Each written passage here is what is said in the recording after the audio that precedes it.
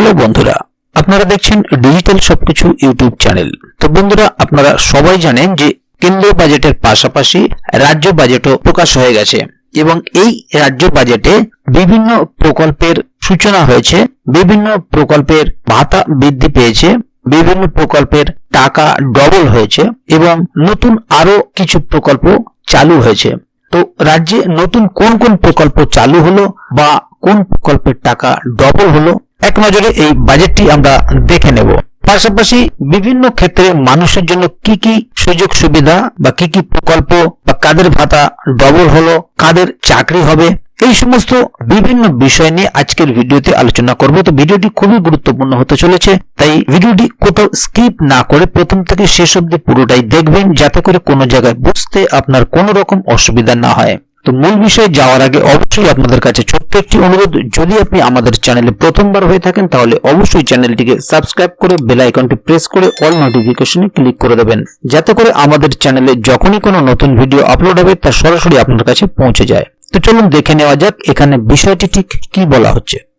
এখানে দেখুন, একটি আর্টিকেল প্রকাশিত হয়েছে, ওয়েস্ট বেঙ্গল বাজেট 2024 হাইলাইটস, লক্ষ্মীর ভান্ডারে ডবল ভাতা, 5 লাখ চাকরি, ভোটের আগে জনমোহিনীর জোয়ারে ভাসল বাজেট। লোকসভা ভোটের আগে জনমোহিনীর জোয়ারে ভাসল রাজ্য বাজেট।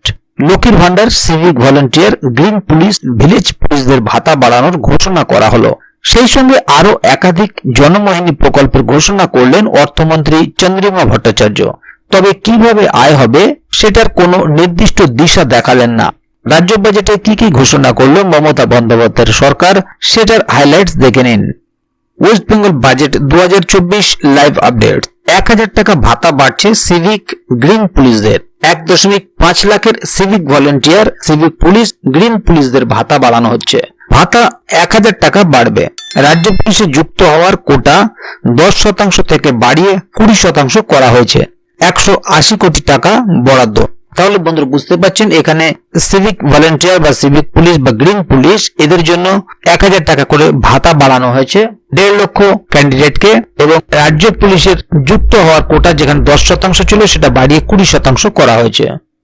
এরপর আসছে 4টি অত্যাধুনিক তাপ বিদ্যুৎ কেন্দ্র। অর্থ দপ্তরের স্বাধীন দায়িত্বপ্রাপ্ত প্রতিমন্ত্রী চন্দ্রিমা ভট্টাচার্য, নিরবচ্ছিন্ন বিদ্যুতের জন্য পশ্চিমবঙ্গে 4টি super critical thermal power unit তৈরি করা হচ্ছে। পিপিপি মডেলে বাস্তবায়ন করা হবে। 100 কোটি টাকা বরাদ্দ করা হচ্ছে। এর পরের আসছে ইএম বাইপাসে 7 কিলোমিটার ফ্লাইওভার। নিউ টাউন ও বিমানবন্দরে যোগাযোগ ব্যবস্থা উন্নত করতে মেট্রোপলিটন ও মহিষবাতানের মধ্যে 4 লেনের 7 কিলোমিটার ফ্লাইওভার তৈরি করা হবে। 3 বছরের মধ্যে সেই প্রকল্প শেষ করা হবে।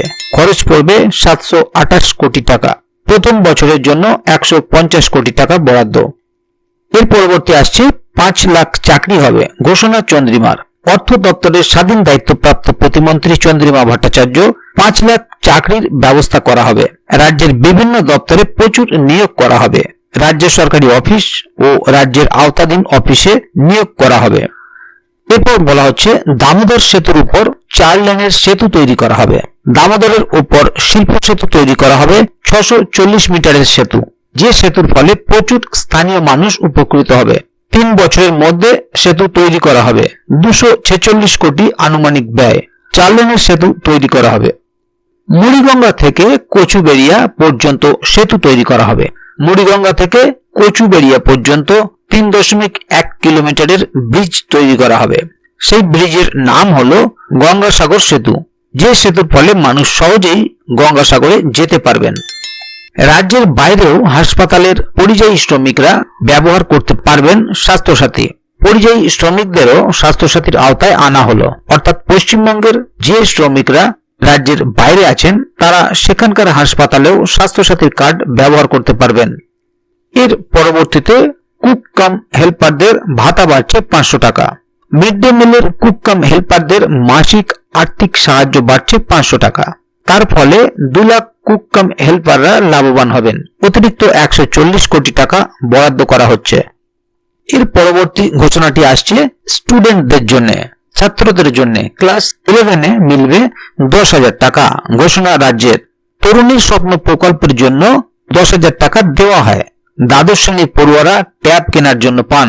এবার একাদশ শ্রেণী থেকেই সেই টাকা দেওয়া হবে, সেজন্য অতিরিক্ত 900 কোটি টাকা বরাদ্দ করা হচ্ছে। এর পরবর্তীতে আসছে কোলাটারাল ছাড়াই 100% ঋণ ঘোষণা চন্দ্রিমার।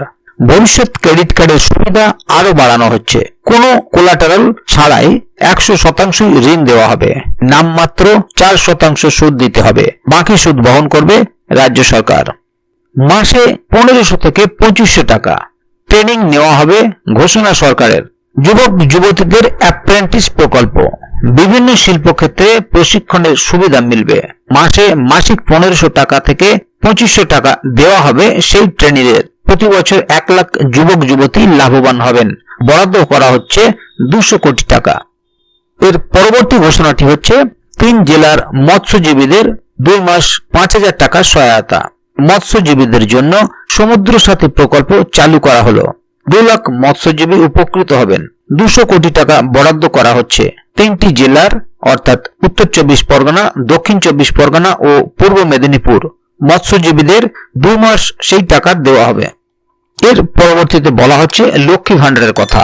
কবে থেকে লক্ষ্মী ভান্ডারের ভাতা আরো বাড়বে? 2024 সালের এপ্রিল থেকে জেনারেল ক্যাটাগরির আওতায় মহিলারা মাসে 1000 টাকা পাবেন। তফসিলি জাতি ও জনজাতিভুক্ত মহিলারা 1200 টাকা পাবেন। মে মাস থেকেই সরাসরি ব্যাংক অ্যাকাউন্টে টাকা ঢুকবে, সেজন্য বছরে বাড়তি 12,000 কোটি টাকা বরাদ্দ হয়েছে। 49% কমেছে গরিব মানুষের সংখ্যা, দাবি চন্দ্রিমার। মমতা বন্দ্যোপাধ্যায়ের আমলে 2 কোটির বেশি মানুষের জীবিকার সংস্থান কমেছে। তার ফলে দরিদ্র সীমার নিচে থাকা মানুষ 8.6% হয়েছে, অর্থাৎ তৃণমূল কংগ্রেসের সরকারের আমলে 49% কমেছে। 1.72 কোটি মানুষ দরিদ্র সীমার হাত থেকে মুক্তি পেয়েছেন। এর পরবর্তী ঘোষণাটি আসছে প্রবীণ নাগরিকদের জন্য। পেনশন পাবেন আরো 10 লাখ প্রবীণ, দাবি মমতার। বাজেট পেশের আগের দিন মমতা বন্দ্যোপাধ্যায় বলেন আরো 10 লাখ প্রবীণ নাগরিক পেনশন পাবেন। বিধবা ভাতা পাবেন আরো 1.4 লাখ বিধবা। আরো 10 লাখ তরুণী পাবেন কন্যাশ্রীর সুযোগ সুবিধা। আর এটাও মনে রাখবেন যে অনেক সমস্যা আছে, কেন্দ্র থেকে আমাদের 1.6 লাখ কোটি টাকা পাওয়ার কথা আছে। এর পরবর্তীতে 28 কোটি কর্মদিবস তৈরি হবে, দাবি চন্দ্রিমার। অর্থ দপ্তরের স্বাধীন দায়িত্বপ্রাপ্ত প্রতিমন্ত্রী চন্দ্রিমা ভট্টাচার্য অভিযোগ করেন কেন্দ্রের থেকে 1,18,000 কোটি টাকা বকেয়া আছে।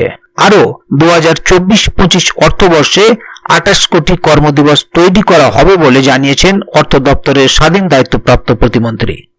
সিভিক ভিলেজ ও গ্রিন পুলিশের ভাতা বাড়ালো মমতা সরকার। এবারের বাজেটে সিভিক ভিলেজ এবং গ্রিন পুলিশের ভাতা বাড়ানো হলো। লোকসভা ভোটের আগেই সেই বাজেট পেশ করছেন অর্থ দপ্তরের স্বাধীন দায়িত্বপ্রাপ্ত প্রতিমন্ত্রী চন্দ্রিমা ভট্টাচার্য। আর সেই বাজেটে সিভিক ভিলেজ এবং গ্রিন পুলিশের ভাতা বাড়ানো হলো। এরপরে বছরে 50 দিন কাজ, কর্মশ্রী প্রকল্প রাজ্যের। কেন্দ্রের 100 দিনের কাজের পাল্টা এবার 50 দিনের কাজ প্রকল্প চালু করলো রাজ্য সরকার। সেই নয়া প্রকল্পের নাম হলো কর্মশ্রী, অর্থাৎ কেন্দ্রের 100 দিনের কাজের ধাঁচেই সেই প্রকল্প চালু করা হলো। এবারে আসছি রাজ্য সরকারি কর্মীদের জন্য। ডিএ বাড়ল রাজ্য সরকারি কর্মচারীদের। পশ্চিমবঙ্গে রাজ্য সরকারি কর্মচারীদের 4% মহার্ঘ ভাতা অর্থাৎ ডিয়ারনেস অ্যালাওয়েন্স বা ডিএ বাড়ানো হলো। ঘোষণা করলেন অর্থ দপ্তরের স্বাধীন দায়িত্বপ্রাপ্ত প্রতিমন্ত্রী চন্দ্রিমা ভট্টাচার্য। অর্থাৎ পশ্চিমবঙ্গের রাজ্য সরকারি কর্মচারীদের মহার্ঘ ভাতা বেড়ে দাঁড়ালো 4%। এর পরবর্তীতে বলা হচ্ছে নতুন চাকরির ঘোষণা। নয়া চাকরির ঘোষণা বাজেটে, বাড়ছে জল্পনা। শেষ কয়েক বছরে যে বিষয়টি নিয়ে সব থেকে বেশি মুখ পুড়েছে রাজ্য সরকারের সেটা হলো নিয়োগ দুর্নীতি। বিভিন্ন ক্ষেত্রে লাগাম ছাড়া দুর্নীতির অভিযোগ উঠেছে। সেই পরিস্থিতিতে হাজার হাজার পদে নিয়োগ নিয়ে ইতিমধ্যে ঘোষণা করেছে রাজ্য সরকার। বাজেটেও সেই ধারা বজায় রাখা হতে পারে বলে সংশ্লিষ্ট মহলের মত। জোর দেওয়া হতে পারে কর্মসংস্থানের ওপর। তো বন্ধুরা, এইভাবেই বিভিন্ন প্রকল্পের ভাতা বাড়িয়ে চলেছেন। বিভিন্ন ক্ষেত্রে সরকারি কর্মচারীদের দিয়ে বাড়াচ্ছেন।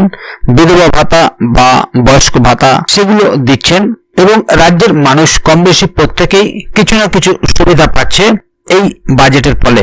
তো বন্ধুরা, আজকের গুরুত্বপূর্ণ ভিডিও আপডেটটি এখানেই শেষ করছি। ভিডিওটি সম্বন্ধে যদি কোথাও কোনো প্রশ্ন থাকে এবং আপনি কোন প্রকল্পের সুবিধা পেলেন অবশ্যই কমেন্ট বক্সে লিখে জানাবেন। ভিডিওটি ভালো লাগলে অবশ্যই একটি লাইক দেবেন এবং বন্ধুদের জানার সুবিধার্থে ভিডিওটিকে শেয়ার করবেন যাতে তারাও বিষয়টি সম্বন্ধে জানতে পারে। ভিডিওটি শেষ পর্যন্ত দেখার জন্য অসংখ্য ধন্যবাদ। আবার দেখা হবে আগামী ভিডিওতে। ততক্ষণ পর্যন্ত ভালো থাকুন, সুস্থ থাকুন। ধন্যবাদ।